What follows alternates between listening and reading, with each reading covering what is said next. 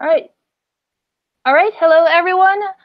My name is this is Allison, your vice president from GLISA. Our officers and I are honored to introduce Elizabeth Hollenbeck to introduce her presentation on job hunting in the library world, titled "Entering the Library Workforce from Application to Interview." She'll go ahead and get started, and feel free to enter your questions in the chat box on the YouTube video, and she'll be able to answer them the best she can. And anyway, here is Elizabeth Hollenbeck. Hello, good evening, everyone. It is my sincere pleasure to be presenting to you today with some information about entering the library workforce from application to interview. I am currently the Librarian 3 for Outreach and Instruction at South Texas College. My undergraduate degree is in fine arts. I studied ceramics and furniture design at Virginia Commonwealth University. And then I kind of fell into a career in retail management. So I spent about 10 years working with Barnes & Noble and Ulta Beauty and Salon. And then I relocated to Texas, and I was ready for a career change. And the first position that I got in Texas was a reference assistant position at the local university. And that started my library career. I had always loved books and information, and being in a profession that's service-oriented, and all the pieces clicked. And so I became a library school student at TWU, just like all of you, and had a great time getting my MLS. And shortly after approaching graduation, you start wondering, like, well, what next? Where am I going to work? How am I going to find the right job? How many applications can I put out there? Will anyone hire me if I'm not quite done with my coursework? You just have a lot of questions. And thankfully, I had a really excellent advisor, Dr. Hoffman. Many of you may know her.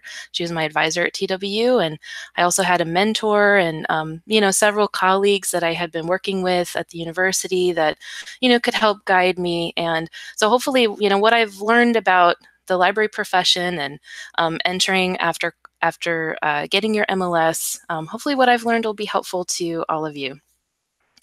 So here's a little bit about what I'm going to cover today. So I want to talk a lot about applications and job postings, reviewing your application, reviewing for your application, preparing the application, and submitting it.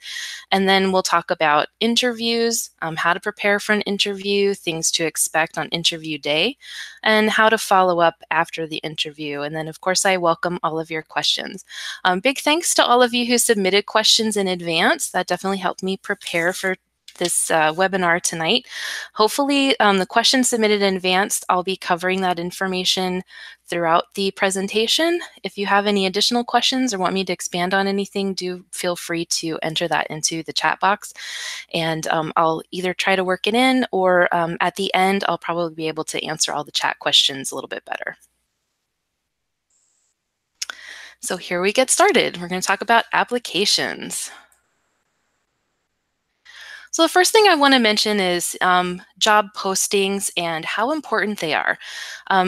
Don't wait until your last semester to start looking at job postings. I think it's really important from your very first semester at TWU as a library school student to start looking at job postings, because that gives you kind of the framework and the secret, the magic spell for what classes you can take and what types of things that you need to do to prepare to be into the workforce.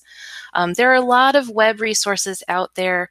The American Library Association has a lot of employment pages. There's state associations. Library Gig is a great website that you can go to find out about jobs.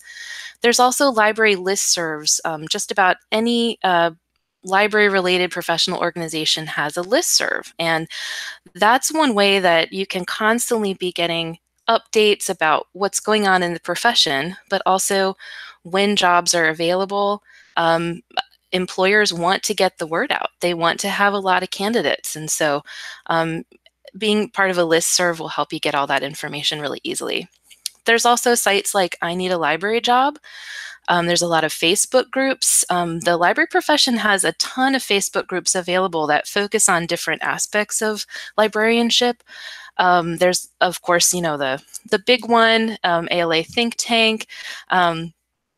That one, your mileage may vary, but I think it's worth, if you're active on Facebook, you'll find a lot of interesting information about different libraries, different things libraries are facing. For example, in Texas, last year with a lot of libraries lost buildings and resources because of Hurricane Harvey. So getting a look at how other libraries helped out in that situation, I mean, that's something that you can find out from listservs and Facebook groups and being plugged into the profession. Those, the things that are happening around us can help prepare us for positions we'll have later in our career. Take advantage of student memberships. I'm not kidding, join all the things. As a student, it is very inexpensive comparatively to be a member of ALA, your state association, something that focuses, LEDA focuses on technology, ACRL, the Association of College and Research Libraries. You can be members of all of these things very inexpensively and get access to everything in the profession.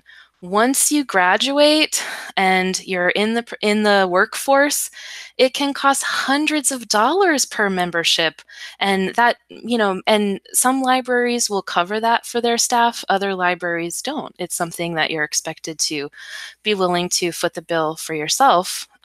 For those experiences. So it just depends, and it can be very expensive. So while you're a student, take advantage of that. A lot of associations also have mentorship programs where you can be paired. There's with ALA has the LLAMA division, Library Leadership and Management Association. That association does a mentoring program where you have either newer librarians or library school students that get matched up with somebody whose career has taken the direction that you're interested in going. And so for a whole year, virtually, you get to interact with this mentor, and sometimes those relationships can last, longer than the year. And then you always have that person that you can go to whenever you're about to take a new step or do something you haven't done before in your career.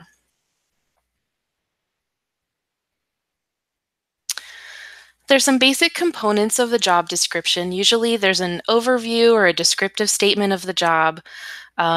Excuse me. There's sometimes a profile of the organization. It depends on the library and how much detail that they go into about that. There'll be the list of the job duties or functions, responsibilities. There's different language there, depend from one library to another. They're going to list the qualifications they're looking for, and those are usually broken down by the required qualifications and then preferred qualifications. So it's good to look at a lot of different job descriptions and see, for the type of position that you're interested in, what are the required qualifications and what are the preferred. You can get hired without having any preferred qualifications if you're the right candidate for the job, but it would definitely give you an edge to have some of those preferred qualifications as well. It'll also let you know how to apply, if there are any deadlines, and so forth. So I have a few examples here just to take a brief look.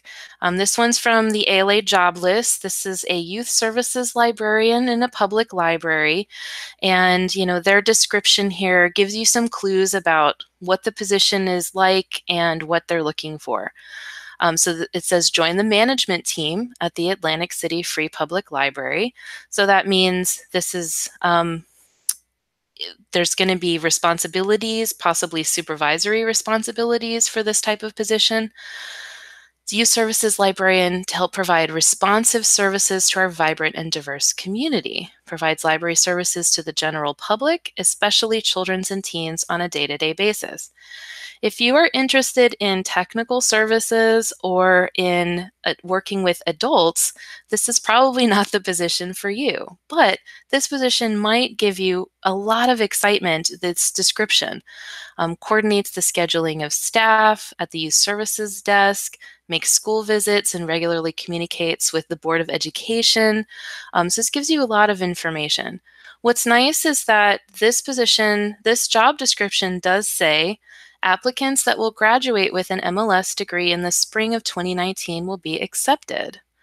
So that's language that you can look for in job postings to make sure that if you haven't quite graduated, that they will review your application. Here's one for an academic library.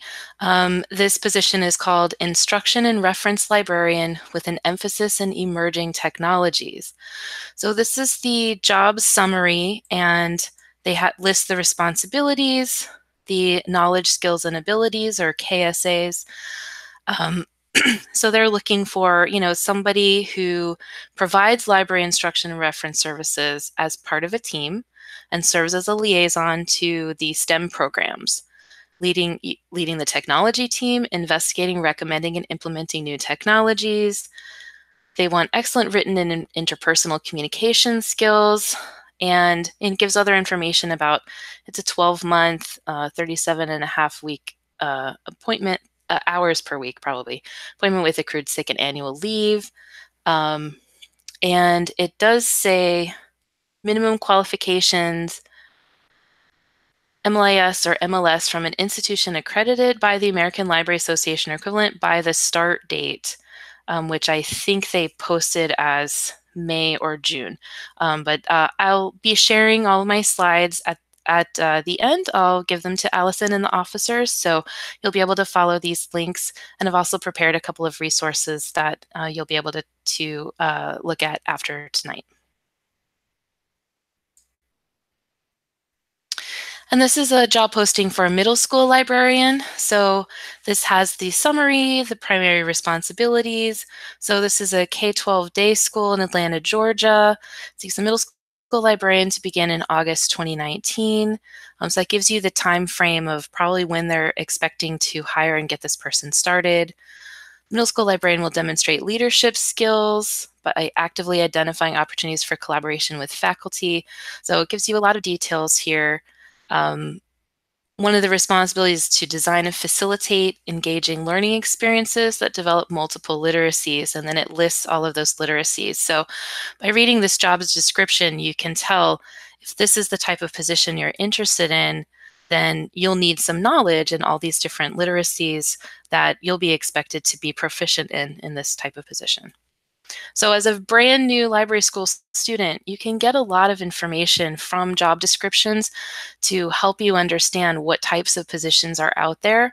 And if you sign up for listservs and you're student members of a lot of different associations, you'll notice trends as you're going through school.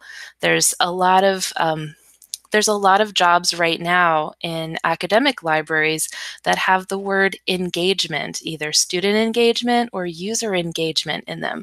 And that was not the case when I was going through library school. So it's just interesting. I recommend these methods for keeping on top of everything.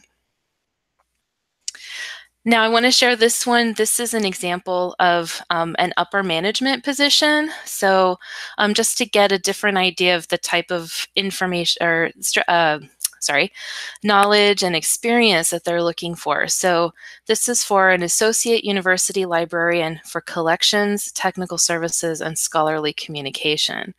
So scholarly communication is one of those terms that you're not going to find in a public library position probably. I should say it depends because there's always an exception.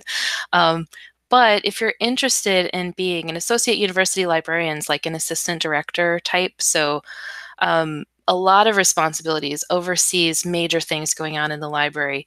This one specifically for acquisitions, cataloging, collections management, and maintenance, selection of scholarly materials, providing strategic leadership and management for the planning, design, implementation, and operation of technical services and systems. So this one gets very specific about, working closely with community partners, uphold the university mission through work performed, and this one requires a master's degree in library and or information science or equivalent, minimum of 5 to 7 years. So This is not a position you'd apply for right out of library school, but if you see yourself in management one day, this can help you understand, if you're going to be overseeing these types of aspects in a library, then this is the type of information, knowledge, and experience that you're going to want to try to get through your coursework, and then also in the first entry-level positions that you apply for. So when you're reviewing these job postings and trying to find, what's going to match you, you want to take a look at the duties and qualifications. How does each library describe the position, the environment, and the expectations? Can you tell what type of person that they're looking for? And can you see yourself as a good match? So I put an asterisk here to remind me to say, there is an unfortunate trend that's been documented that a lot of times when applying for jobs, women especially put the burden on themselves of this idea that you have to meet 100% of the qualifications in order to even apply for a position. And that is absolutely not the case. There are a lot of reasons why excellent candidates get hired and maybe only meet 65%, of what the qualifications are.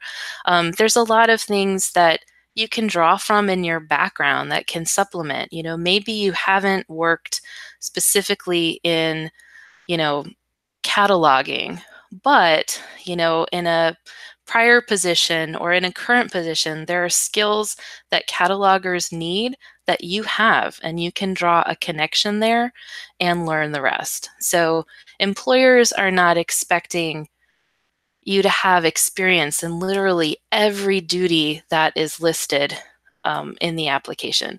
Some qualifications, you do have to have a degree from a ALA accredited university. That's not something that you can fudge.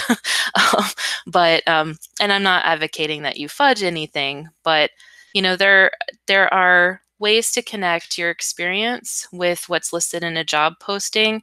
And so don't feel like it has to be 100% of a match, because that's just unreasonable. That just doesn't happen for anybody. So be positive and think about all the great things that you know about and that you can offer, and take a chance with some of the applications that you apply for. Take a look at the library's website and social media.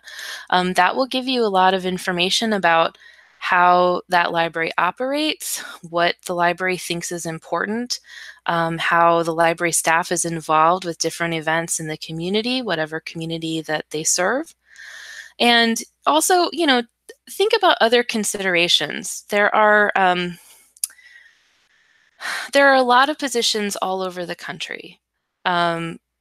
But there may be considerations about, if you know that you just suffer in cold weather, Maine or North Dakota might not be the best place for you to try to relocate. Same with if you really detest hot weather, South Texas or Miami, that might, if you just know yourself that that's not going to work. Or you may have another reason to want to stay in a certain area. There could be a family obligation or this or that. And so, you may not be able to consider positions that are out of state, or out, even more than an hour away from where you live. So, that is a consideration. And, each person kind of has to decide, what am I willing to, how far am I willing to move? Am I willing to move? And think about those sorts of things. If you are an extrovert and you're really happy working with the public and working at a service desk, a position that's going to be in technical services or working alone in an office in the back of the library, that might not be the right fit. So you'll get clues from looking at the library's website, social media, and, looking at the job posting if something feels right or if it doesn't feel right. So when you're preparing for the application, there's a few things that you want to make sure that you do. And I highly recommend that for every application you send out, make sure you include your resume or your CV. Make sure you write a cover letter, and it's always good to have transcripts on hand. Different libraries handle things differently about transcripts. Some libraries require it as part of the application. Other libraries, they don't really care about your transcript until they've made the job offer and you're in the background check process. So it's just different. But as you're starting to get ready to apply for positions, it's good to have an electronic transcript on hand, something that you can upload easily. And, they sometimes want to know your transcript dates or how many, credits and stuff. And it's just nice to have that on hand. You don't have to remember or go through your, your notes from library school. With all of these documents, with the resume or CV and your cover letter, you want to make sure that what you have in there matches the job description. You want to make sure to customize this for each application. If you, if you can't just write a cover letter, like a basic cover letter, and then try to just swap out the name of the library, it's not going to read right, it's not going to feel right, and it's going to stand out in a bad way. So take the extra time to make sure that you customize your cover letter and your resume and CV.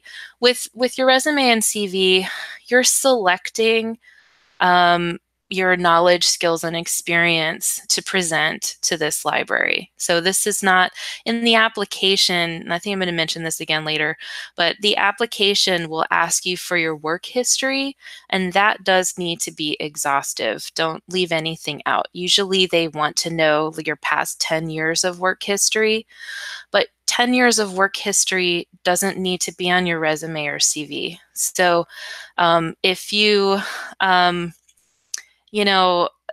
if you had a part-time job during undergrad at, an ice cream shop, you may have to include that in your application, but your resume or CV, you want to have relevant information. And unless there's something about what you did at the ice cream shop that relates directly to what this job application or description states, for example, one of the examples was, has to do with scheduling. If you did scheduling at that ice cream shop, then absolutely talk about that experience. But if you, aside from working in an ice cream shop, you volunteered at a library for 2 years and you've been working part-time or full-time as a clerk in some capacity in a library, that experience more than likely is going to be a lot more relevant to the job posting. So you want to look at the language that's used to describe things, and that may have been a little boring when I was going through those job descriptions, but exactly how they say things, you want to mirror that. So I'm not saying to plagiarize, but if they say our mission is XYZ, then in your cover letter you should say, I am passionate about XYZ. You want to make sure that it ties in together, and without lying, don't perjure yourself. But you want them to read your cover letter and look at your resume and say, this is exactly the person that we're looking for this position. Don't be afraid to promote yourself. Bragging about your accomplishments is usually frowned upon in most social circumstances, but you do need to be able to say, I have experience with this and I excel at this, and, I won blah, blah, blah award because, I am just the best and I want you to know about it. So, it feels awkward, but don't be afraid of that. You have to sell yourself because they're not going to know. They're not going to know from sitting across a table from you or from reading your application, how awesome you really are. So be confident and be prepared to promote yourself. It's also a good idea to take advantage of resume review services. If you have a mentor, your advisor at TW would be somebody who could look over a cover letter for you. Get somebody to read what you've written and make sure you didn't misspell something, or that you haven't gone too far in promoting yourself and you just sound like a jerk that has a huge ego. There's a balance there. So make sure you have somebody, a colleague that you trust.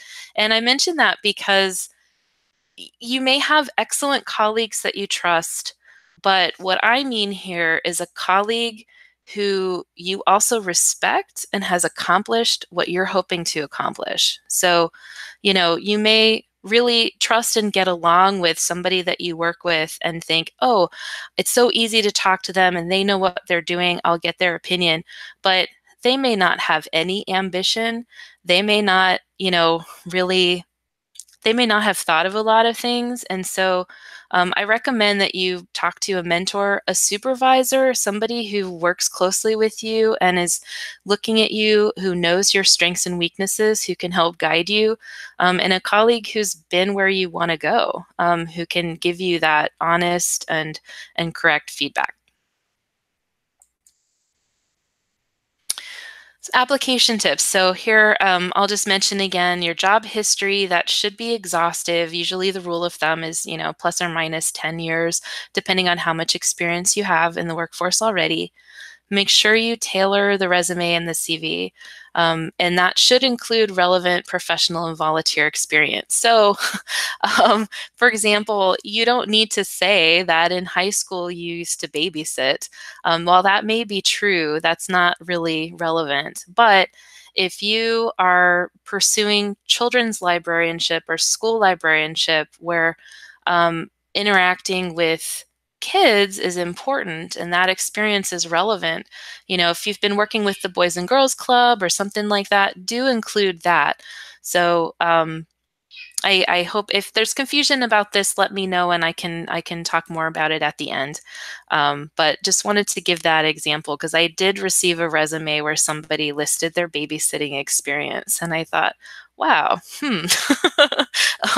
that's telling me this is a red flag, actually. I don't know that I want to interview this person. The cover letter also should be tailored, and I recommend submitting it even if it's not required because it can act as a writing sample. That's something that is very important as a hiring manager. So much of what we do in libraries is communicating by email. So, every email interaction that you have with a hiring committee, all of those examples, are part of the interview package that you've presented and the application package. So just another reason to make sure that you have somebody review it before you send it out. And there truly is no one size fits all. Every job description is going to have very specific things. And, those are created through a long and exhaustive process, usually with the Human Resources Department. There could be a board or governing body involved with the specific language and job descriptions. So that's why, it's your syllabus. It's what's going to tell you exactly what you need to research about, if there's any gaps in your knowledge. You can't just write one resume and assume that it's going to be fine for every library. So what do employers want to see from your application? First and foremost, complete sentences, correct grammar, and spelling. You would think that this wouldn't be something that I'd have to explain to library school students, but in the years since I've been hiring in libraries, I have seen a lot of just really bad resumes, cover letters, and essay questions within a library application.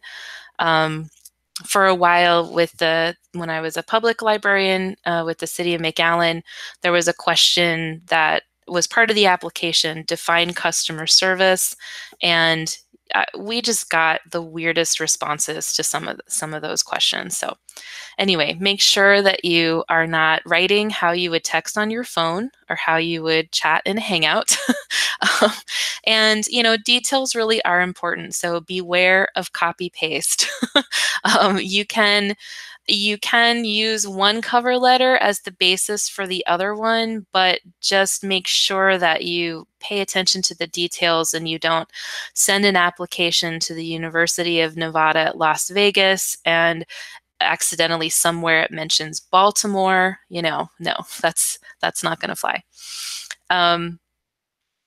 Employers are going to notice if you have work history gaps.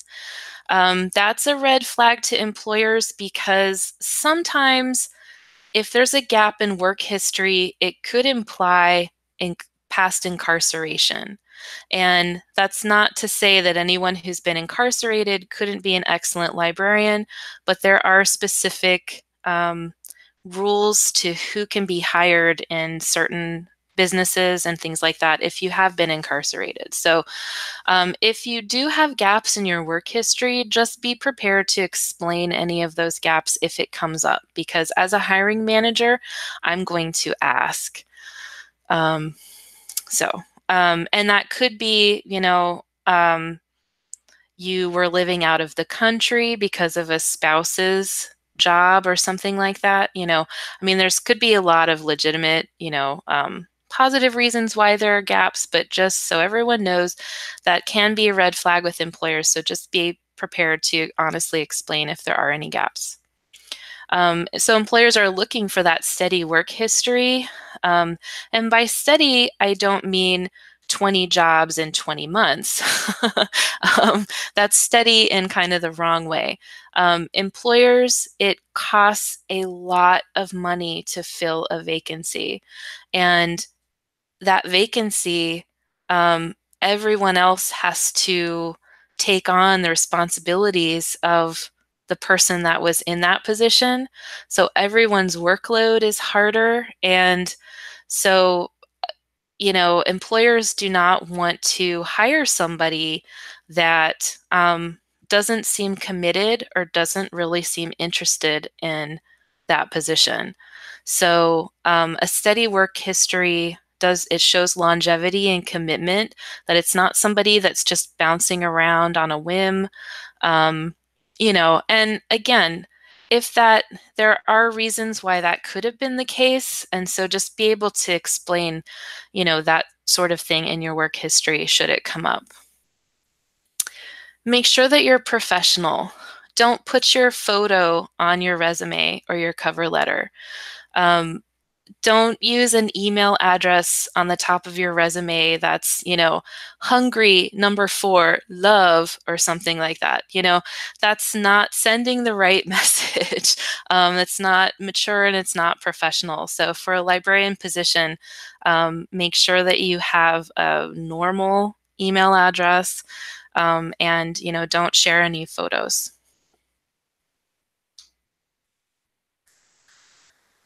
We also want to see that there's the resume and the CV and cover letter included. It definitely makes you stand out in a positive way if you've taken the extra step of preparing and uploading those documents. It also shows, we want to see your point of view and that you can, come up with your own original thoughts and ideas. So with a question like, what does customer service mean to you? If that's an essay question that is within the application, that's your opportunity to really talk about what you know about customer service and, what you might be able to bring to the table. I've seen a lot of people take the easy, lazy route and just copy some definition off of Google. Well, hello, if you're a librarian, I expect a lot better than that. So just be forewarned, these are opportunities. And, when there are essay questions, you can, copy the question into Word and work on it and, have somebody read it. And it doesn't have to be 6 pages, please don't make it 6 pages, but a question like this in 2 or 3, paragraphs, you should be able to show that you're articulate, that you know what you're talking about, and that you have a distinct point of view. We also want to see connections between the job description and duties in the posting and, what we can learn about you from your application. So, that's where, tailoring your resume and working on your cover letter, that's where you can help draw those connections so that the more we learn about you, the more we see you in this position. And, that's a positive thing.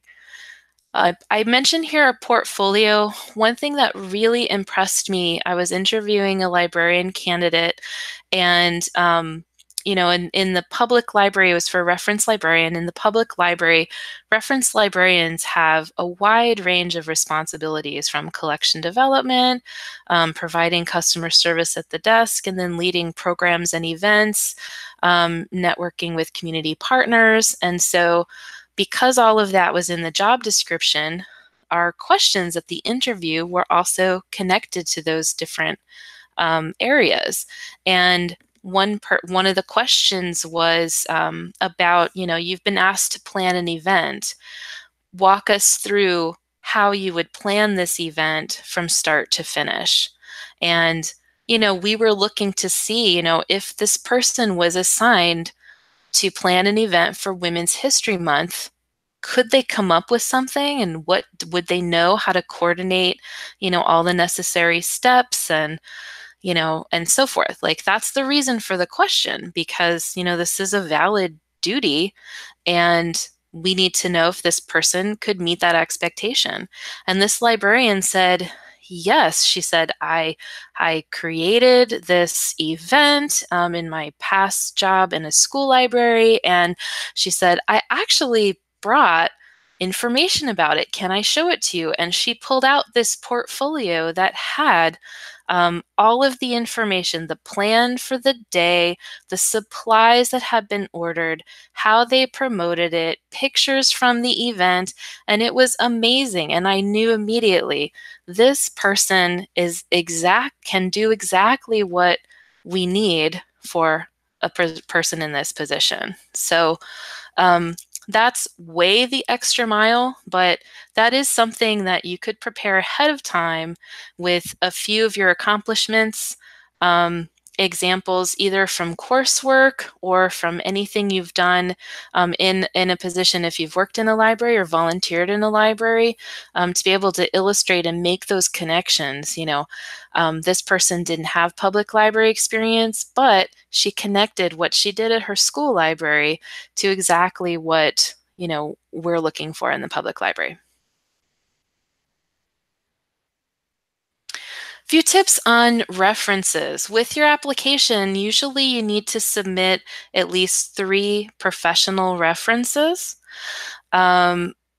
Most recently, I had to submit 5 professional references. So it's always good to build your list of potential professional references through everything that you're doing. So professional references would be, if you've worked closely with, any of your professors in the TW SLIS, if your advisor probably is somebody that you've worked with very closely, they would be able to speak to your level of commitment and scholarship throughout your program, your MLS program.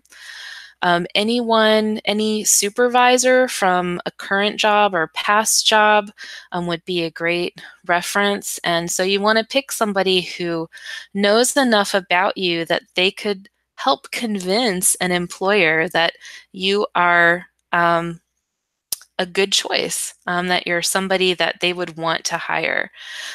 Personal references, as if you don't have enough professional references, personal references are okay. They are not as strong.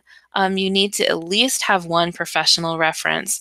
Otherwise, after the interview, if you're a candidate that perhaps the library wants to select or choose for another round of interviews, depending on the process, often the references are called. And so it's in your best interest to build your list of potential professional references so that you have plenty of people who can support you through your goals.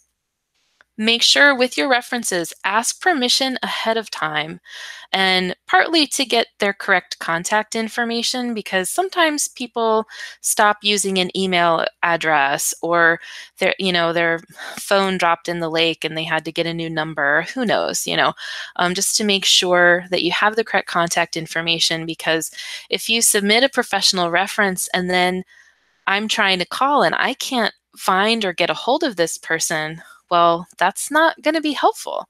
A lot of times through the employment process, the employer needs to check at least 2 or 3 references as part of their process. And if I can't get any references, then I can't complete that process. And then I'll be calling, maybe, depending on how many other excellent candidates I have, I may have to call that person and say, can you submit more references, because I couldn't reach any of your references. So you can avoid that by making sure you have the correct contact information. The other thing is, you do not want to surprise someone. I got a reference request from someone who had done their practicum work partly in my department at the public library, but she never asked or told me that she was applying anywhere or anything. And so when I got this reference request, I had no idea what position it was for or anything. I was very confused, and I had to talk to this person and, kind of like, hey, I got this weird message. Do you know what this is about? And they were like, oh, yeah, I just used you as one of my references. And, you know, that person had not performed very well in her practicum. And so I had to tell her, I cannot be a reference for you. And so that, because I honestly could not recommend her for any position. So be careful in your practicum placements. Everything you do there is kind of like an interview, and hopefully your practicum site supervisor will be so impressed that they can be a reference for you. So anyway, if you're hoping that you might be able to work in any of the libraries that you're doing your practicum assignment in, then treat every minute that you're there doing your assignment as if you're being interviewed, because you are. They are watching you. Everyone on staff is watching you. And, if you're not supposed to wear jeans and you show up in jeans, everyone's going to notice that. And so later on, when you have your degree and you apply for a position, everything they're going to remember is that you refused to follow dress code. So just keep that in mind. I don't mean to be too stern about that, but you do want to ask permission ahead of time. And it's not ethical if your reference does not truly want to support you. They should tell you, I can't be your reference. Hopefully none of you will be in that position, but just FYI. You want to make sure that your references have agreed to be your references. Especially if you're asking them to write you a letter of recommendation, you want to make sure that you give them ample notice, because a letter of recommendation needs the same type of care and effort that you would put into your cover letter. So, help them help you. Send samples of your resume and CV, the job description, and, make sure that you choose wisely. It's a good rule of thumb, and, most librarians in the profession, would know to do this anyway. But if a letter of recommendation is required and it's something you have to submit as part of your application, then you should be able to read it before you submit it. There's a famous story about someone told him that he would give him a reference so that he could get a job in a neighboring town. And the person never read what was in the reference envelope. And every time he handed it somewhere, he didn't get the job. And finally, he looked at the information, and that person was mean and had said, absolutely do not hire this person. He's mentally ill or something. So anyway, hopefully that won't happen, but just choose wisely, and don't burn any bridges. So the application, putting it all together. Don't wait for the last minute. You know, some applications are not available for very long, so you may have to move quickly. But you want to have enough time to really put all of your efforts, to good use. Don't wait for the last minute. Make sure you have your electronic transcripts on hand. If you try and order them the day before your application is due and something goes wrong, or the university can't process it on that day, they only process it every other Monday or something, you don't want to end up having an incomplete application. Take time to prepare the answers before submitting and ask someone to review. And then be aware of time zones and deadlines. I, unfortunately, in library school, I was applying for a summer internship at an art museum in Washington, D.C. And I was watching the clock, and I submitted at midnight Texas time, and my application was immediately kicked back that this had closed because it was 1 a.m. on the East Coast, and I hadn't considered that when I was trying to apply. So if you are applying out of state, just be aware of time zones and deadlines, so that you don't have that happen to you. Usually once you've submitted the application, it'll give you like a screen to review, so you can copy that information and just save it for yourself if possible, because you never know if you need to refer back to something, or you really liked how you said something in that essay box. That'll help you later on.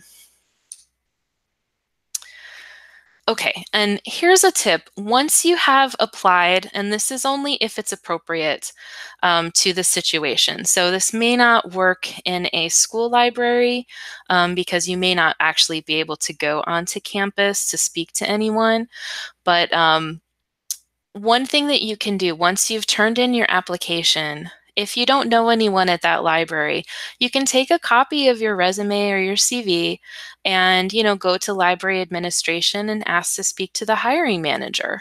And then if you're able to speak to that person, you can hand them your resume and CV and just introduce yourself and just ask if they can tell you a little bit about the position. That'll help put a name and a face with your resume, in their mind, so that when they get the applications from the system, then they'll know to look for yours. And it's a way to give a good impression. If they're not available, do not sit around and wait for them to show up. That would not be appropriate. Just say, okay, thanks, I'd like to leave this for that person, and just, let it go. But there are it's possible that some libraries get hundreds of applications. And so trying to figure out, well, who to even interview, could be really difficult. So if you have a chance to go by in person, that's something that can work in certain situations. As far as an application strategy, I recommend that you apply far and wide. There's a lot of reasons for this. There may be places that you don't necessarily want to work, but are interesting enough that it's worth putting in the time, because it is time consuming. So you do, in some, to some degree, need to be selective. But interviewing is a skill, and so is, applying. So the more applications you turn in, the more chances you'll have for being interviewed, and the better you'll get at it. And it is completely okay to interview for something and, decide afterwards, no, I'm not really interested in that position. It's totally fine to interview for the experience. Of course, you don't want to let on that. So you wouldn't want to do it for a position that you really weren't interested in at all.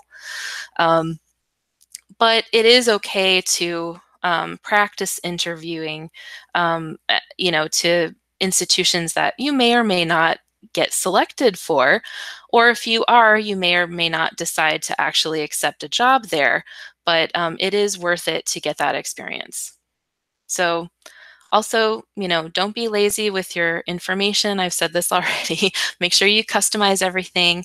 Don't sell yourself short. Be willing to promote yourself, and don't lose hope. It can seem exhausting, and reviewing lots of applications, sending things out. You may not hear anything for a long time, but don't lose hope, because I truly believe the exact right thing is going to come up for you at the right time. One last note about applications. If you're really struggling to write a cover letter or to tailor your resume to a certain position, just step back for a minute and think about why. Because if that's how you feel reading the job description and trying to come up with a reason why you should have that job, it just may be the wrong fit. I've experienced this myself, where the higher you move up the ladder in your career, the fewer positions there are, right? That's pretty common sense. And an opportunity came up, and I thought, okay, this is an opportunity. I need to apply. I need to, grab for it.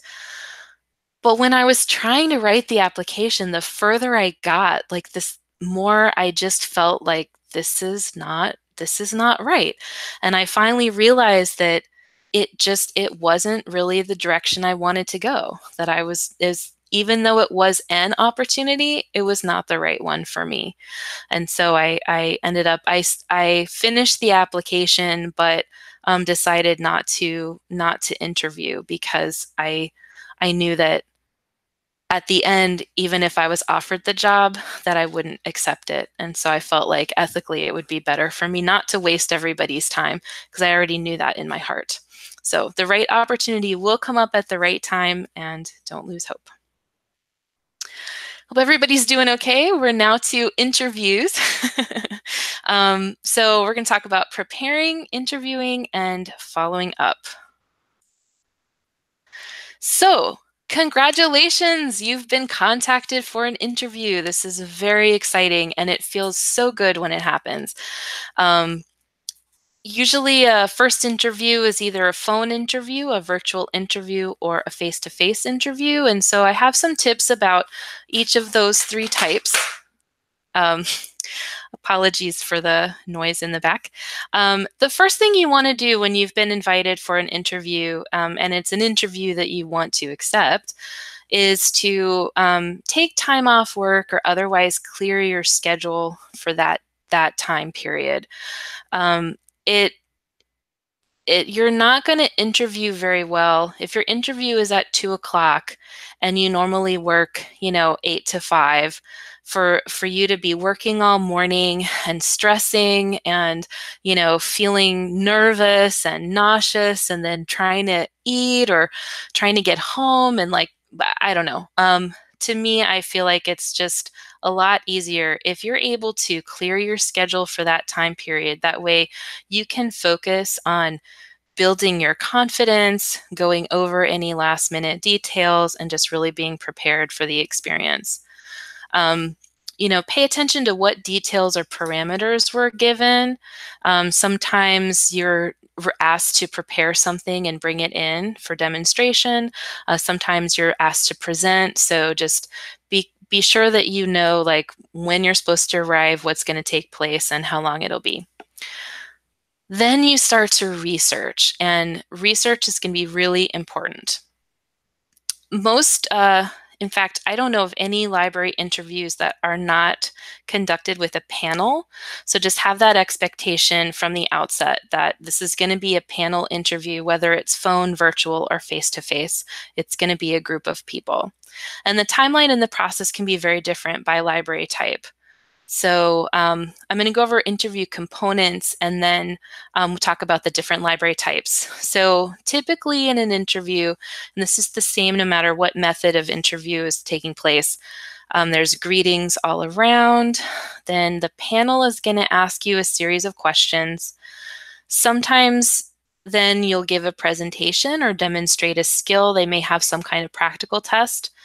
Then there might be a few final things from the panel.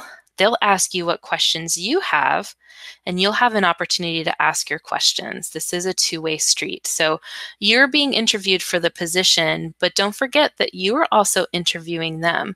So there are some things that you can look for during the interview process or listen for if you're on the phone, to give you clues about whether or not this is a library where you really want to join. And then the interview will conclude. So the hiring process does differ a little bit from each library type. So for public libraries, once somebody turns in their letter of resignation, depending on how much notice that they've given, it could still take 1 to 2 weeks after they've vacated the position for the posting to even go online. Then the postings are up between 2 and 4 weeks, depending. Interviews are scheduled shortly thereafter. Usually human resources has to collect all the applications and then give them to the right people for the right department. So that could take a little bit of time. Once interviews start, they could potentially select the candidate, between 2 to 4 weeks, sometimes a little less after the interviews. Once a candidate's selected, then that candidate will have to go through a background check process. So all in all, it could take about 2 to 3 months to fill that vacancy. School library is very similar. Jobs can be posted at a school library as soon as the resignation letter has been turned in. So they get a little bit of a head start with advertising for the position. So maybe just 1 to 2 weeks that it's posted and available. Postings are up 2 to 4 months. It depends on when the start date can happen, and that may have to align with the school year. So there's some it just depends for that. But what I've heard from my school librarian friends is that March and April are peak times for postings.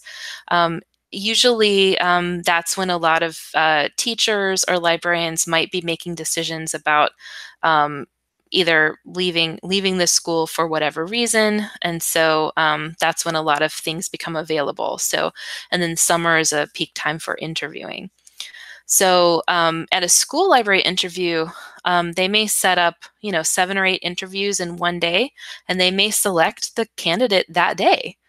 Once they select the candidate, after board approval, then they can contact that person with an offer about a week or so, but it could be just several days. So it may happen, boom, boom, boom. You interview and you're called, and then you start your background check. So it may take, 3 to 4 months, depending on the school year, to fill a position. Academic libraries really stand out as different for being extremely slow. Jobs can take months to even post. There's a huge process for, like I mentioned in the beginning, preparing the job description. It has to be approved by human resources, and then, maybe the vice president has to sign off on allocating the salary for that position. Or anyway, there's a lot of things that happen in a big organization like a university that it can take a while. Once they're posted, to make sure that they get enough candidates to interview, it may be posted for 2 to 3 months. It could be 5 months. They could be posted for a year and a half. It just depends. There's a lot of reasons why there may not be that many applicants. So it could just take months for even interviews to be scheduled. Once interviews have taken place, if a candidate's selected, there's another huge long approval process to allow that person to receive the offer. And then once an offer is accepted, then it's another 2 to 3 weeks for the background check. So it could take 7 to 10 months on average to fill a position at an academic library. So if an academic library setting is what you're looking for, just be prepared. It's a long haul, and applying far and wide will really benefit you because it could take a long time for them to even get the applications. And so the more seeds you have out there, the better chance that you'll be called and contacted for an interview. So preparation basics, before you interview for a library, you want to be able to review the library's website and read everything you can find on that library. You want to become an expert on what their mission is, their social media posts. Hopefully some of this you're already familiar with since you've already filled out the application and written a cover letter. So if there is a gap between when you submit your application and then when you're called for an interview, for me, in my current position, I applied in March and I didn't get called for an interview until July. So when I got that phone call, I almost forgot I had applied. I didn't forget. I was really excited to get the phone call, but I had been on pins and needles waiting for the phone call, and then I said, no, just you need to relax about it. So I'd finally kind of gotten zen about the whole process, and then I got called for the interview. So if you can, visit the library and look around. You can grab a book, grab a magazine, attend an event to get a sense of what goes on at that library, and just be like any other patron. This, like I said, that may not work in a school setting where you probably can't wander around the school, but maybe there's a way to get a tour if you approach the administrative office. So just to get a sense of what that library is like and what goes on, if you're able to visit, go ahead and do that. A lot of academic libraries will have a welcome video or something that kind of, will give you an idea of their spaces, kind of the color scheme and what students are doing, and, anything new that they're highlighting. So those are good resources on websites as well. And then I think a good thing to do is, study the job description in excruciating detail. And what you can do is kind of in two columns, you can start matching your knowledge and experience. So point by point down the job description, you can match that to different projects you've worked on, different experiences you've had. And if there are things that don't match up with any of your library experience or your school experience, then try and find something else in your past work history and work experience that you can make a case to, connect that skill, and, look at things like, what is the essence of this particular duty? And is there something else that you can match with that? The more you do that, the easier it'll be if someone asks you a question, that you'll have something that will come directly to mind because you've already mapped all this out in your notes ahead of time. Make sure you come up with specific examples to share. A lot of questions are going to ask for a specific example, but you want to have a lot of examples in your back pocket and practice actually talking about them, about these examples. And then make sure that you prepare questions to ask at the interview. This is a critical thing, and if you have gone through all this preparation, surely there's something about the library that you're curious about or interested to know. And you want to be able to show them that you are curious and interested. So even if it's a basic question like, can you go over what benefits are offered to full-time staff? And I'll have some question suggestions later. But something like that at least shows that you have that some amount of interest in the position, and that's what employers are really looking for. Think about what community the library serves. We are in a service profession, so the communities for different library types are very different. But in an interview, you're going to need to be able to speak to what these communities are, because every library has a mission statement, and somewhere in there it says, serve the community. So for a public library community, public libraries are either city, county, or regional institutions like local government. You're going to want to look at information like population, demographics, what's going on in the city or the county or the region for this library. Public libraries provide services to everyone from cradle to grave. So that includes children, teens, parents, seniors, and the emphasis is on free services. So Public libraries really strive to meet the gap between what the community can do on its own, especially if you're talking about lower income communities and underprivileged areas. So the public library is usually really dedicated to making sure that people have access to information and enrichment. And look at the mission statements, and no matter what class, race, religion, any of that, you're all welcome at the public library. School library community, that's all populations of students from K through 12. School librarians usually have a certification for K through 12. Now, you may not have all K through 12 in the same building, but you'll need to be able to speak to different populations' needs, whether it's bilingual students, students with special needs.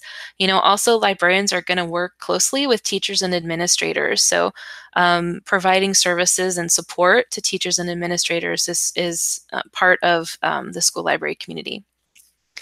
The academic library community is completely student-centered, and that's all populations of students, whether that's traditional students, dual credit students, distance learning.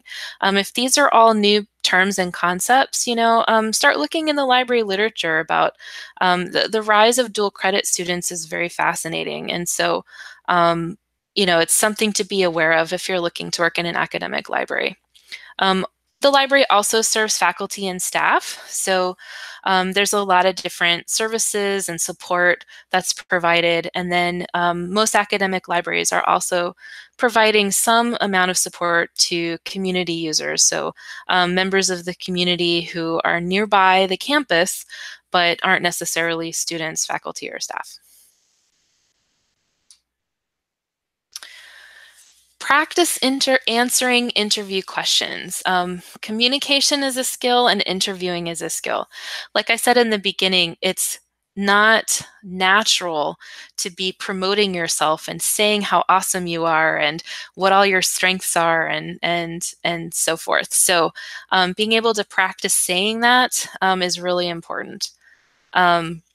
Make sure you have specific examples from your experience in order to communicate well and make those connections between what's in the job description and what you have to offer. And so I put know thyself because you should also know everything that's on your resume and everything that you mentioned in your cover letter.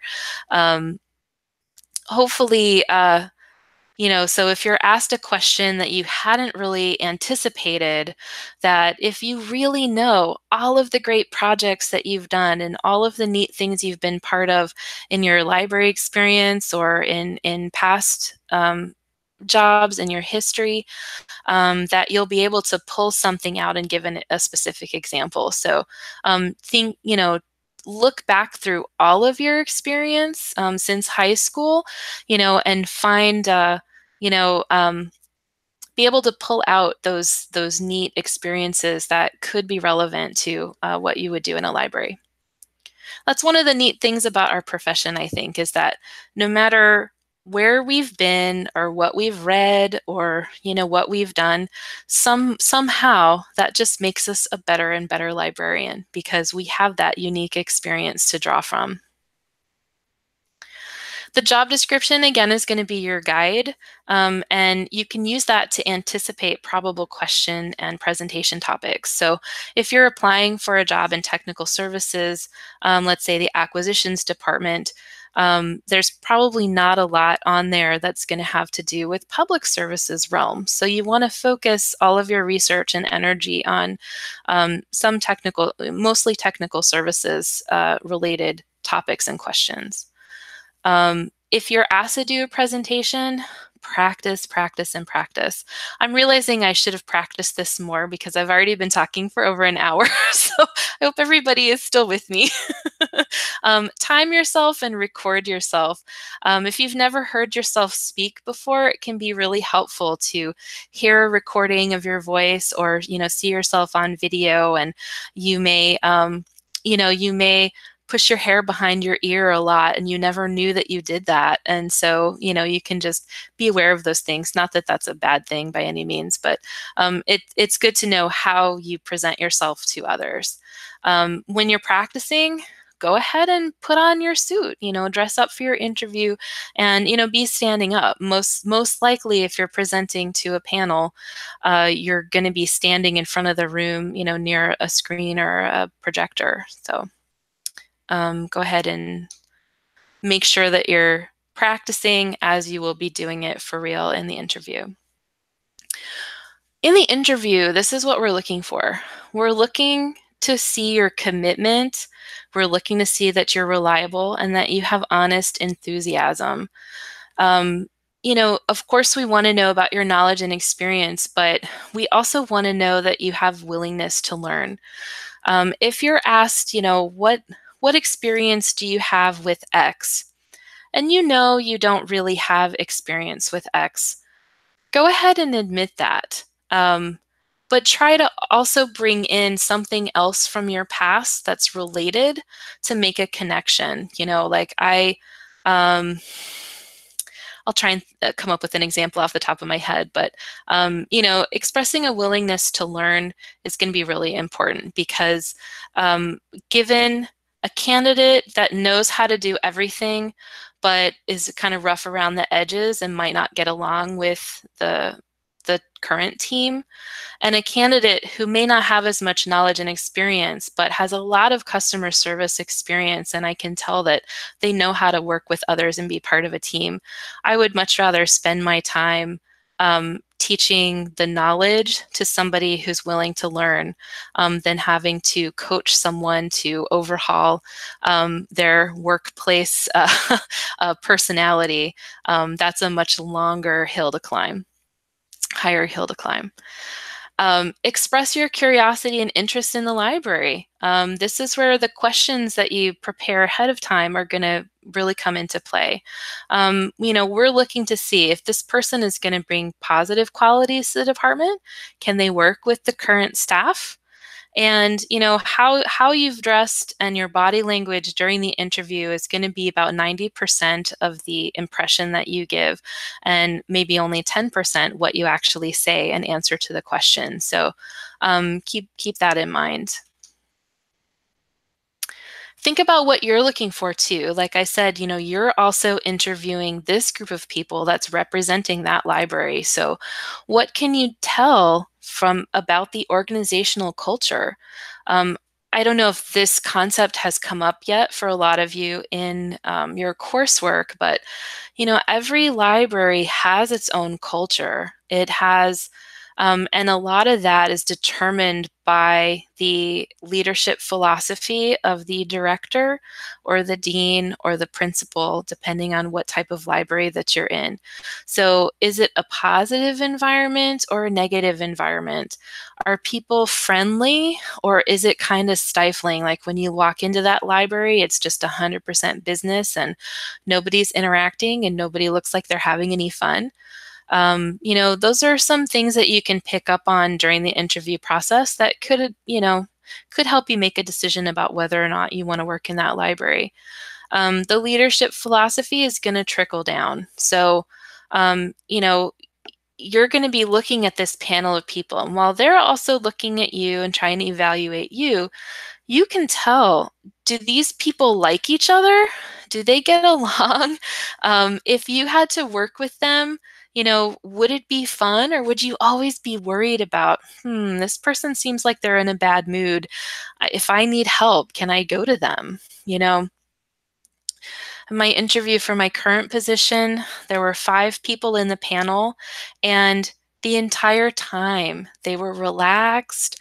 They were, they laughed with each other, not at me, not inappropriately, but I could tell, these are 5 people that didn't necessarily work on the same floor. Their offices were not nearby. They were in different buildings on campus, but they had a solid relationship. They were unified about a common goal, and they all had positive things to say about their organization, about each other, and I could just feel it in the room. And you'll be able to do the same thing too when you're sitting in an interview. So you'll be able to tell, are they collaborative? Is this a place that's going to be conducive to your growth and supportive of your growth? Those are some of the things I'd be looking for. So just, sharing that to keep in mind. You will also be interviewing these people as well. You might want to look for schedule and work-life balance. Is that apparent? Does everybody at the library look like they're just losing their minds and pulling out their hair with everything that they're doing? Could this environment provide intellectual challenge?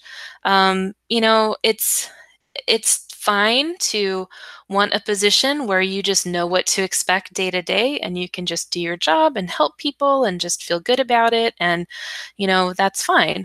Others may want that stimulation where each day is different and you have to come up with different strategies. And so, think about what level of intellectual challenge you're looking for. Phone interview tips. A lot of libraries will start an interview process with a round of phone interviews. This usually will precipitate a face-to-face interview or a virtual interview if you're interviewing across states. So when you're conducting a phone interview, be sure to consider your environment. So make sure that it's noise-free with no distractions and manage your pets. The last thing you want is a bunch of cats running behind you and knocking over the phone or, pulling the cords out or something, or dogs barking in the background. That's not going to be conducive to the environment. And you want to try and make as professional of an environment as possible. I like to do phone interviews at my computer desk so I can have the library website on the screen with any other tabs, that I can have the job posting right in front of me, that I can have a notepad so that I can make notes or write down the questions that I'm asked. So it's good to have a pen or paper. Having your resume handy is also really good, because something that can happen in interviews is you can just go blank. You're asked a question, it's not even a hard question, and you just can't remember anything at all. So if you have your resume right there, you can glance over and catch yourself and, get back on track. That was something someone had asked about. It's always good to have your resume or your CV handy, and definitely in a face-to-face interview, make sure that you bring it with you. Having a list of questions is really important. So in a phone interview, hopefully you'll make it to the next round, because this is usually a preliminary round step. Make sure, think about what questions to ask at this point, but recognize that if you do make it to another interview, you'll have another chance to ask questions. So think about, what questions are most vital at this stage and what questions you may want to ask when you get to the next round.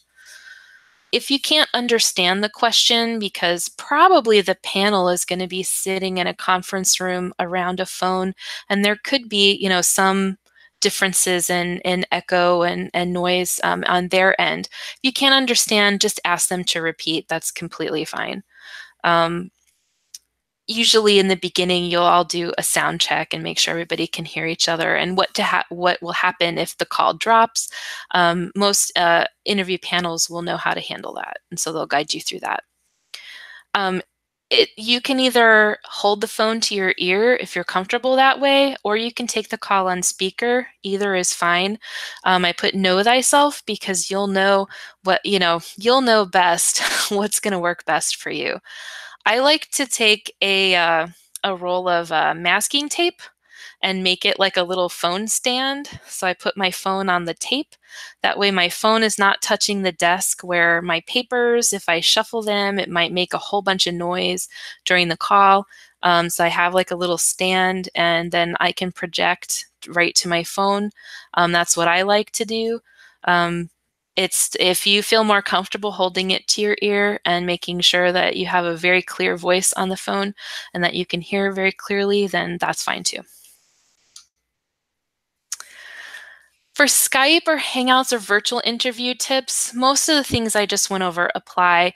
You still want to consider your environment, but you also want to check the light. Double check what's in plain view, because we're human beings and we can't help but get an impression of you based on what we can see behind you. So if there's, a bunch of beer cans or something, that's not the impression that you want to give. So just be aware of what's going to be behind you from the camera, from your computer. Check the light. If you have windows in the area where you're going to be doing the interview, make sure that if the sun is setting or moving, that it's not going to end up in your eye or in their eyes. So just double check that. Want to make sure to test your connection. That's going to be really important. And it's okay to ask if you can meet, an hour earlier to just test the connection and then come back for the actual interview. It's totally fine to suggest something like that. Again, you want to make sure that you have no distractions, that you have water if you need it, your pets aren't going to interrupt, that you've practiced everything that you can, answering all questions. And here's a tip for how to make eye contact. So when you're sitting in front of your webcam or your laptop, however you're doing this virtual interview, you can still have papers around you to kind of prompt you if you're worried about getting lost in what you're discussing, but you don't want to be tilting your head and looking down for every question. So a tip that I heard from someone is you can use sticky notes around the edge of your monitor, so that way that prompt you with different things. And so you'll have to kind of make your own code, I guess. But the webcam is not going to pick up any of those sticky notes, in the camera view. And so what that allows you to do is you can make eye contact and then you can just glance to the side and remind yourself of whichever point that's relevant to that question, and then you can go back to looking into the camera to make eye contact with the panel. So that's a way to come across more naturally than if you're like looking down at cue cards all the time. You still want to make sure that you dress professionally.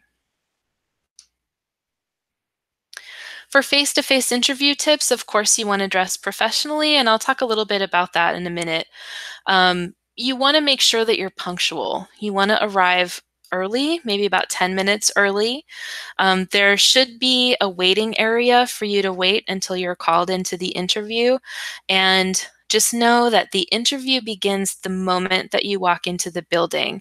It's not the moment you sit down and they introduce themselves and you start the questions. It's from the moment you walk into the building. So just be aware, every staff member that you interact with, if you have to go to a service desk to find out where administration is, and then you're in administration for a while waiting to be called in, silence your phone and have it put away. Just be observant and available and ready to go, at any moment.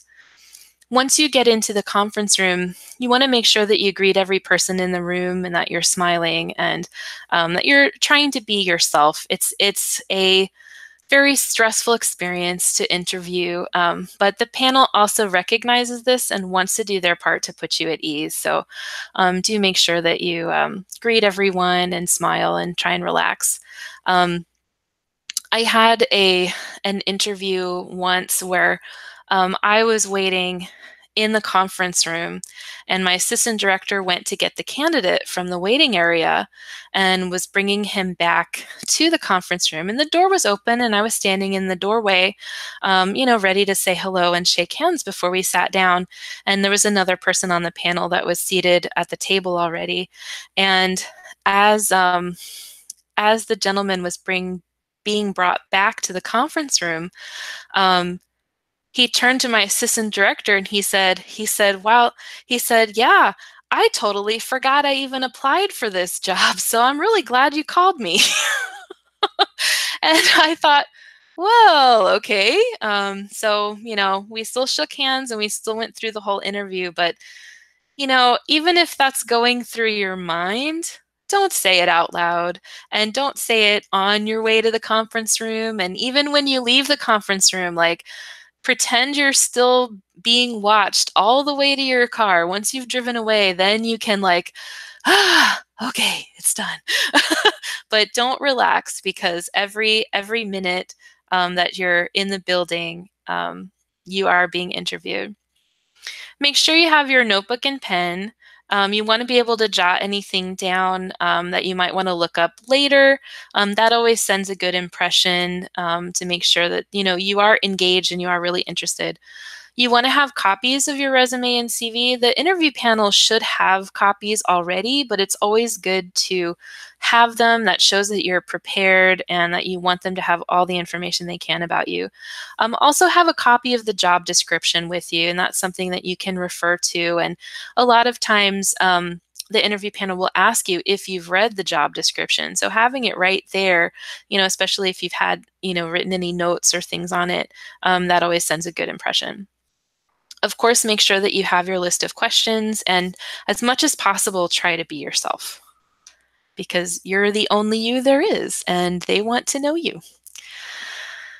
Academic library interviews that are face-to-face, these are a little bit different. Every organization is a little bit different, but by and large, face-to-face interviews at the librarian level can take an entire day. An entire day. Sometimes 2 days. It really depends on the organization. Academic libraries will sometimes fly candidates in from out of state. So literally, your interview day may be a Wednesday, but Tuesday night they fly you in.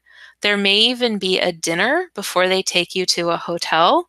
Academic libraries have bigger budgets for this sort of thing, so this is definitely not going to happen at a public library or a school library, probably not even a special library. It really depends. Um, and academic libraries, not every academic library has a big budget, but generally, if they're seriously considering a candidate from out of state, they're going to fly you in, put you up in a hotel.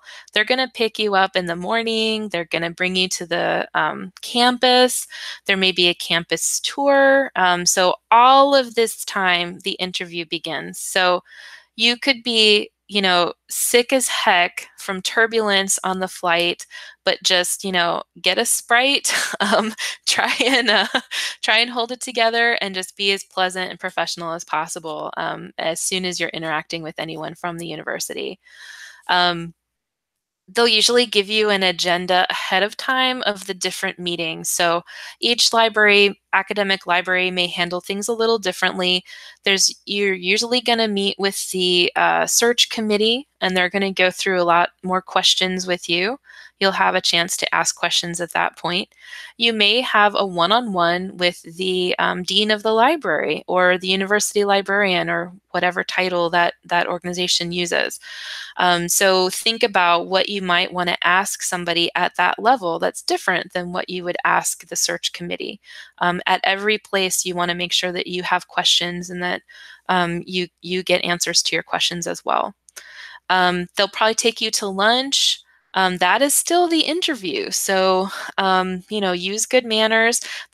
They should be treating you, so you won't have to worry too much about that. But it's a chance to get to know the search committee and find out some things a little more informally. So you can ask questions. If you're sitting in front of a panel, you wouldn't necessarily ask, "How long have you worked here?" But that's a very normal question if you're eating lunch together.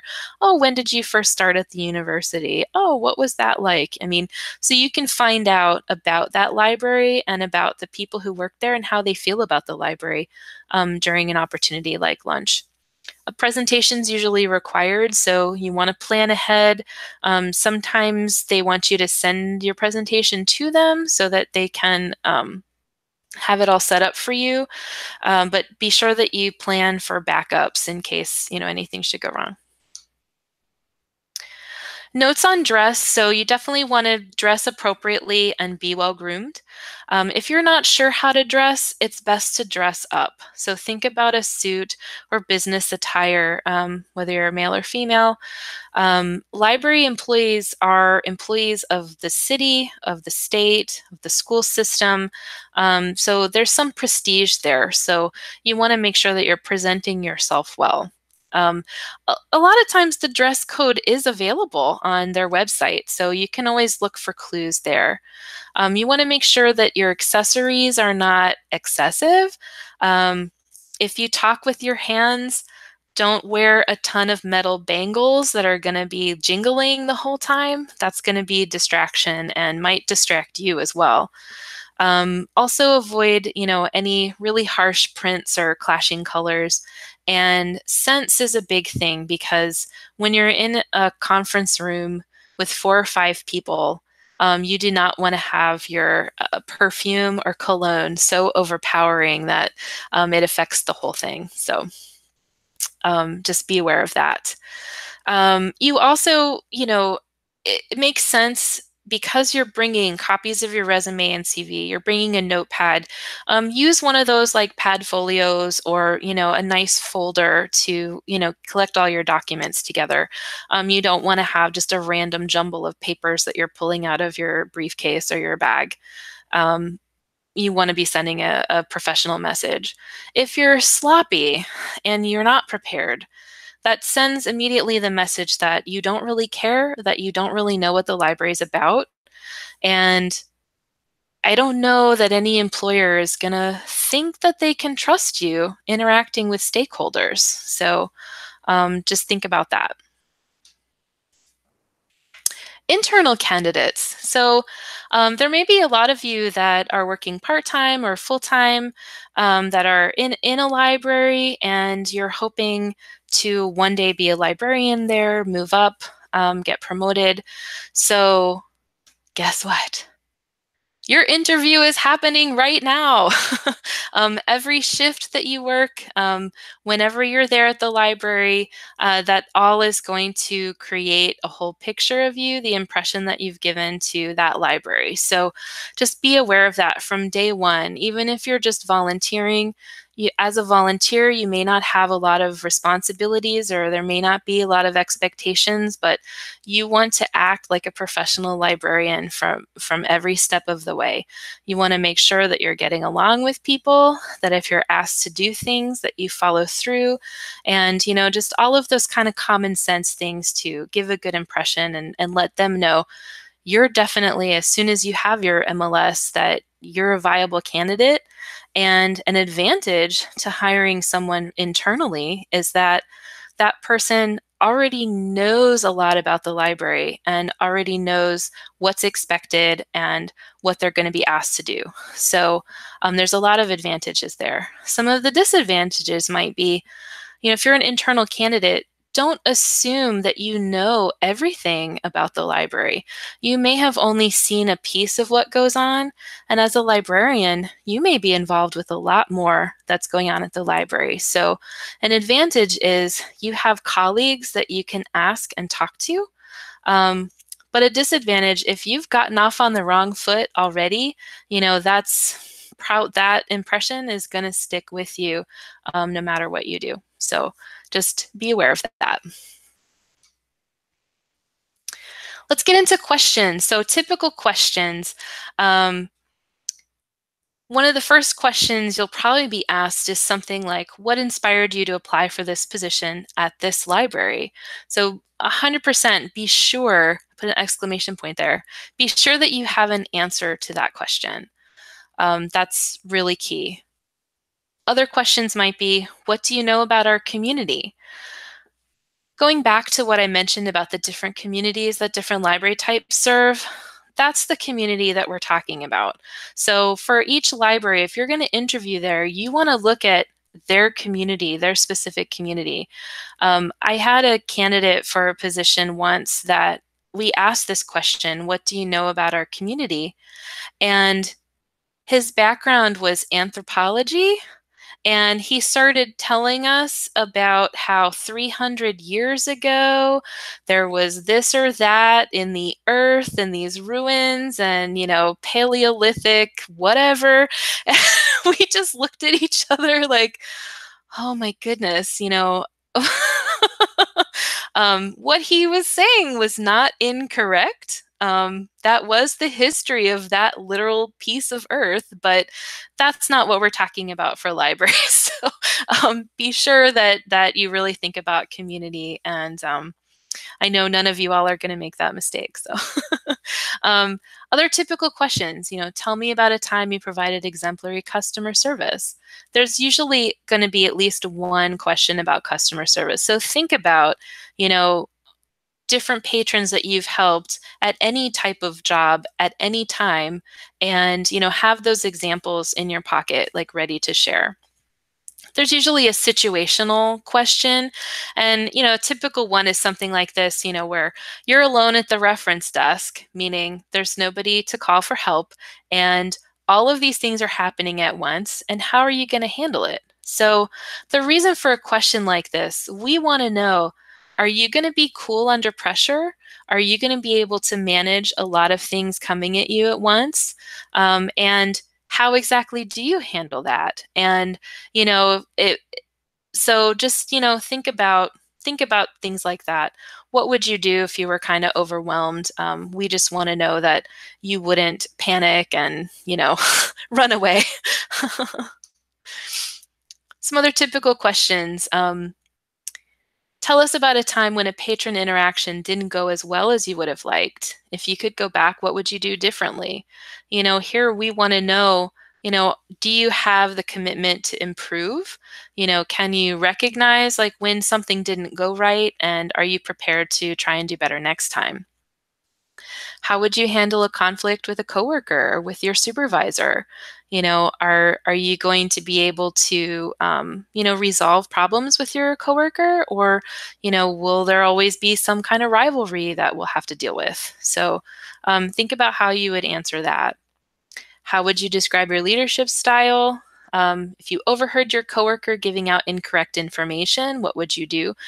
All of these questions kind of have to do with interpersonal skills, because that's one of the most important things with working in a library, where it depends on many people working together to provide services. So we want to know that you're going to be okay. Why should we hire you? This is where you have a chance to really promote yourself, and feel free to say, well, you should hire me because I am the most enthusiastic learner that you'll ever know, and I'll gladly help out with anything I'm asked to do, and so on. I mean, definitely sell yourself. Make sure that you have an answer for that. There could be some more specialized questions. So these questions all have to do with technical services.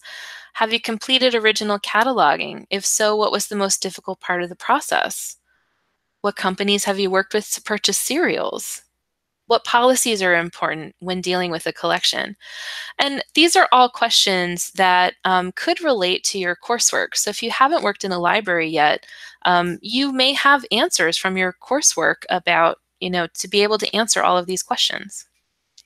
Talk us through the steps you take to help a patron download ebooks to their tablet or e-reader. This is something that happens every day in public libraries. So in public libraries especially, if you've never downloaded an ebook, try it for yourself so you at least know how to do it, and then you can explain how to do it to anybody else. Some more specialized questions. Tell us about a time you had to assume a leadership role to resolve an issue. So the job descriptions for some entry-level librarian positions may not specify that there's supervisory responsibilities, but you may find out in the interview that librarians, next to administrators, are expected to help run the library. So there could be some responsibilities there, maybe about closing the building or working on the weekend or things like that. So think about some of the leadership and management experience that you have, because that could apply to an entry-level librarian position. You may be asked to demonstrate how to use a certain technology. In a school library, you might be asked what activities would you use to engage a class of elementary school children with special needs. So, hopefully these are helping you kind of figure out different things that you could learn about through your coursework so that you'd be able to speak about these in an interview. There's also questions that can't be asked, and so you can look this up at the EEOC website, but basically there are laws in place to prevent discrimination against someone because of race, color, religion, sex, national origin, age, disability, or genetic information. So if you are asked a question about if you're married or how many children you have or your age, or even obliquely like, well, when did you graduate high school or something like that, those are not appropriate questions, and you can just say, I prefer not to answer that question. Hopefully that's not happening in any current libraries, but just FYI, there are restrictions on what employers can ask. And you don't have to volunteer this type of information either. It's it's none of our business. It shouldn't even be part of the conversation at all. So let's think about what you can ask to find out more about the library. So a good question could be, how does this position fit into the overall organization? Where does it fall on the organizational chart? And, that can tell you exactly what to expect, if you were to be offered this position. Can you describe a typical day for the person in this position? Are you going to be running around doing something different from hour to hour, or will you have, a more typical schedule? That'll tell you a lot about the organizational culture. You can ask, depending on who's in the room, if it's going to be the immediate supervisor or even the library director. You can ask, what's their leadership philosophy? They should be able to answer that. They should be able to tell you how they want to guide the library, and that's going to be something important for you to consider because your philosophy may not match with that person's, and so that could set you up for either working really well together or learning a lot, or maybe deciding this isn't the library for you. What opportunities are there for professional development? That's an important question because hopefully we all want to be engaging in professional development, attending conferences, being active in the profession, and finding out exactly what support's available at that library is going to be really important. You may want to know about the staff area or the office area. A lot of times that's not in the public view, so they may even offer to give you a tour of the library, and that'll tell you a little bit about what it would be like. If you're very claustrophobic and the staff area is a shared office of cubicles with no window, well, that may not be the right fit. That may not bother you at all, though, so it just depends. You can ask about the dress code to confirm if you weren't able to find anything on the website, or just to understand the expectations.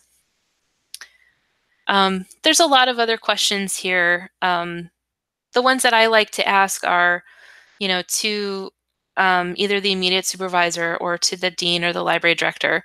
Could you share with me your vision and priorities for the library?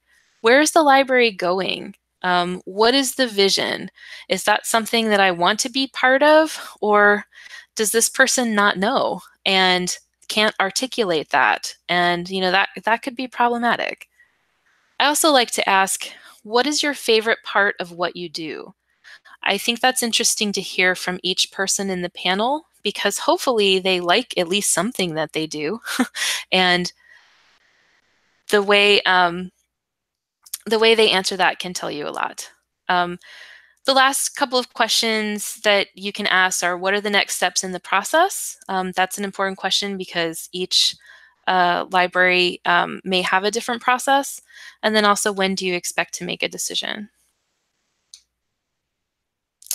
So congratulations, you have completed your interview. Very exciting. couple recommendations. After the interview, when it's all fresh, as soon as you can, write down everything you can remember, debrief. Think about what went well and what you might want to improve for next time. Your mind may just be totally blank. That's fine. But it's also good to, get things off your chest. Tell a friend or a mentor how it went. One thing I do recommend at each point in the interview process, do follow up with a thank you note. And an email note is okay. You can send a paper note through snail mail as well, but email is an accepted preference. At that point, you may want to notify your references that, hey, I had an interview. You may get a phone call, I don't know, and send them the information about the library and your CV and everything again. So after the interview, be patient. It may take a really long time to hear anything about next steps. You may just never hear anything. Like I said, the process is a little bit different from one library to the next. There could be several steps, or it could just be one interview that takes place face-to-face for 1 hour, and that's it. When you're being interviewed, make sure that you're not critical of the library or the city or environment. That's going to be pretty important. Also, don't lie. Make sure that you're not lying. It's going to be obvious if you are lying. I had an interview candidate that we were doing a virtual interview, and one of the questions we asked was in Spanish because this position stated that the librarian needed to be able to provide services in English and in Spanish. And she had said that she was bilingual, that she was fluent in Spanish, but pretended to have technical difficulties that she couldn't hear the question. And finally, after we had repeated the question 5 or 6 times, she said, I really haven't spoken Spanish in a few years, but I know I could brush up on it. And so because she'd already lied and made it a thing, that didn't reflect very well on her. Review your personal social media accounts because, when you've applied for something, you are going to be Googled. So just review, what's out there for public view and just make sure that it's sending the right impression. A way to gain library experience, if you don't have any already, is to start volunteering. Most libraries would really appreciate having a volunteer, 6 hours a week, 9 hours a week, nothing too, you can balance other things in your life, but it'll help out the library and it'll allow you to make good impression, learn a little bit about the library, and maybe start building people who could be references for you as you're applying for jobs. This is an example of a thank you letter. So, it's just really short and sweet. Thank you for the opportunity. Please don't hesitate to contact me. Hope you have a wonderful week. It's kind of a token thing, but it does send a good message. And I always appreciate it when I get a thank you letter. This is an example of a presentation topic. I have a couple of them here, but I'll just read this one. So first, they give a problem. There's many segments of the city's adult population that are not being reached by library services.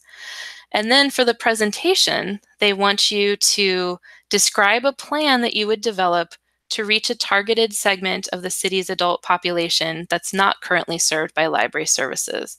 And then here's the things to include. So they have it all spelled out. I put an asterisk by Prezi. If you are asked to do a presentation, I personally do not recommend Prezi. I have seen too many people's Prezis freeze or just not advance, or they won't load or something like that, even at like the Texas Library Association conference. So if you're going to do a presentation, I would avoid Prezi because I feel like it just sets up a lot of possibilities for it not to work properly, and that's not what you want. These are a couple of other presentation topic samples, and since I am going to share the slides, then I'll let you guys read that on your own. But just to give you an idea of some of the things that people might want to ask you. So to summarize, consider what you're going to be looking for from this organization, as well as the things that you can offer. Research is definitely key, and there's only one you, so be you. Interviewing is a skill and it takes practice, so the more practice you get, the better, practice with a friend, practice with a mentor. Hopefully you'll get invited to lots of interviews and you'll get to practice there as well. So I'm going to go to questions and answers. And I wanted to mention I did prepare a document of sample job descriptions. So I'll be giving that to the GLISA officers tomorrow that they can distribute to you. And also a resource list with links of where you can find job applications and where you can find information on putting together your resume or cover letter. And then some follow-up topics from here might be, once you've received an offer, how do you handle negotiations and things, and how do you get started in a new job?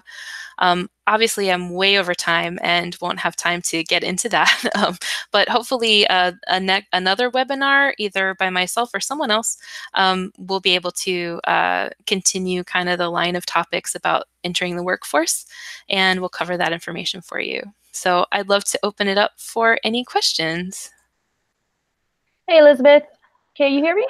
I can hear you, Allison. Go ahead. So I can go ahead and read up some of the questions for you if you'd like. Great. All right. So our first question is from let's see, A Battle. The first question they're asking is, what are some of the things that librarians look for when hiring for entry-level positions? For entry level, it depends on the type of position, but usually entry-level librarians are going to be responsible for some level of collection development. So make sure that you know about collection development policies. Make sure if you can't find the weeding policy on the website, have an idea about different weeding practices. Probably an entry-level librarian won't be creating a budget or having to decide about collection budget, but they may have to keep to a budget. So in your collection development coursework, you'll have a project like that. So you'll be able to extrapolate from that experience and be able to talk about collections. Depending on what area of the library, what type of job it is, there's going to be probably some customer service questions. And most obviously we're a service profession, so we're going to be serving the community, and the community is going to be a little different depending on library type. But, being able to identify and talk about community needs and how the library meets those, that's something that you can prepare for and be looking for in your coursework. Some entry-level positions, like I mentioned, librarians, in most libraries, librarians are pretty high up the chain of command. So there may be some supervisory tasks and things like that are expected, especially if you're going to be an evening or weekend librarian. There may be closing procedures or opening procedures or things like that you'll be expected to follow, and also be able to mitigate if something is going wrong or something is happening. So the library management class is going to give you a lot of really good tips about being a leader, stepping up, not necessarily taking risks, but being able to de-escalate situations and things like that. So those are some of the areas I think it would be good to brush up on, and skills to develop even for an entry-level position. I hope that helps. All right, so other questions are going to be, let me just go forward. I'm just going to go through the ones that have not been mentioned in the presentation. So one of them is going to be, is it possible to be chosen for an interview for a library position and only have 24 credits of your master's?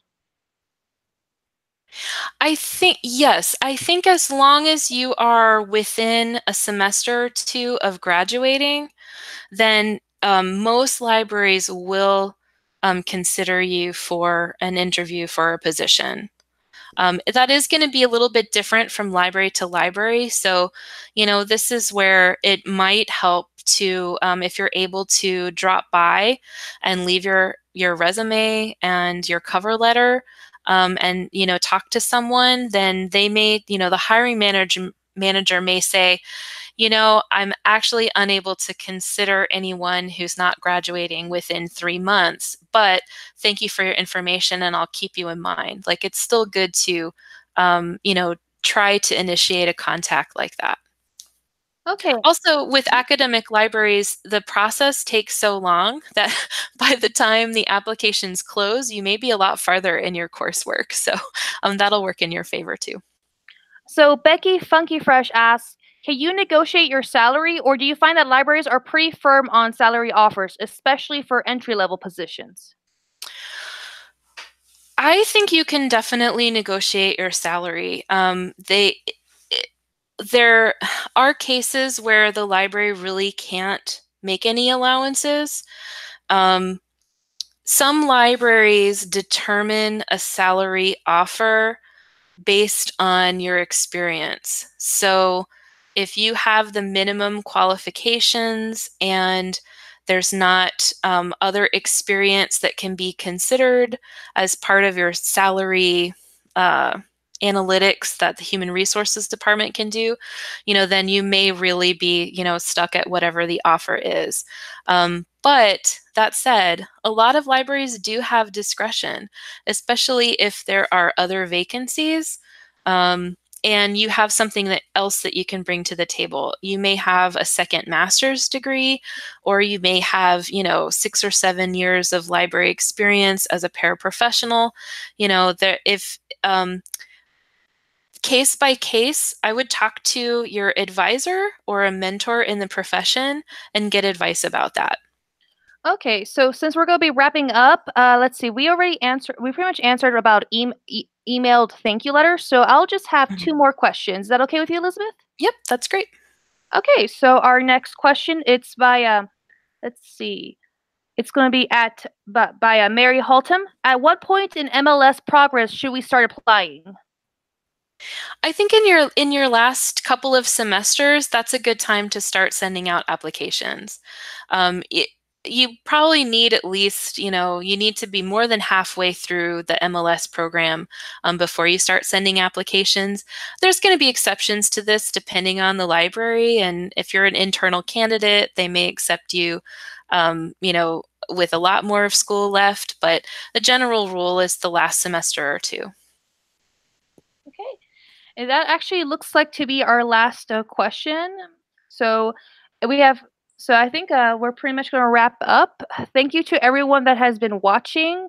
And feel free to email us for any more questions you have. And thank you so much for Elizabeth Hollenbeck for being our guest for tonight. Thank you so much. It was my pleasure, and I appreciate the opportunity. All right. Have a good night, everyone.